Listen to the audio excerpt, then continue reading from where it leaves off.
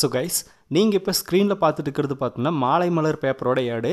இதில் பார்த்தீங்கன்னா ஒரு பேஜ் ஃபுல்லாமே நம்ம தளபதியோட தமிழக வெற்றி கழகம் பற்றின ஆட் வந்திருக்கு. அதுவும் பார்த்தீங்கன்னா இன்றைய தலைவர் நாளைய முதல்வர் அப்படின்ற மாதிரி ஒரு ஆட் கொடுத்துருக்காங்க.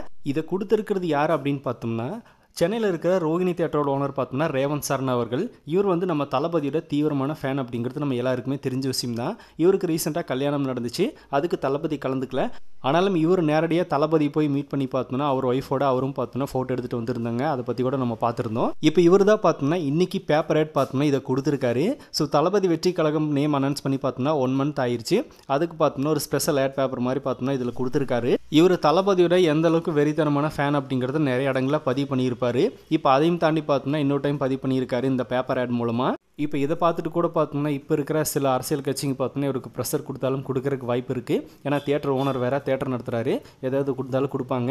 ஏன்னா தளபதிக்கு சப்போர்ட் பண்ணுற யாராக இருந்தாலும் பார்த்தோம்னா இந்த மாதிரி பண்ணுறது வழக்கமான ஒரு விஷயம் தான். பட் அதெல்லாம் பொருட்படுத்தாமல் என் தலைவனுக்கு நான் போடு அப்படின்ற மாதிரி பார்த்தோம்னா இதில் பேப்பர் ஆட் கொடுத்துருக்காரு. அந்த கட்சை கண்டிப்பாக நம்ம பாராட்டலாம். ஸோ இந்த அளவுக்கு தீவிரமான ஃபேனாக இருக்கிற இவரை பற்றி உங்களோட கருத்துக்களை மறக்காமல் கமெண்ட்டில் ஷேர் பண்ணுங்கள். இன்னும் புதுசாக தளபதி ஃபேன்ஸ் யாராவது நம்ம சேனலில் பார்த்துட்டு இருந்தால் மறக்காமல் சேனலை சப்ஸ்கிரைப் பண்ணிக்கோங்க. எனி டைம் நம்ம தளபதி பற்றின அப்டேட்ஸ் மட்டும் நம்ம சேனலில் தொடர்ந்து வரும்.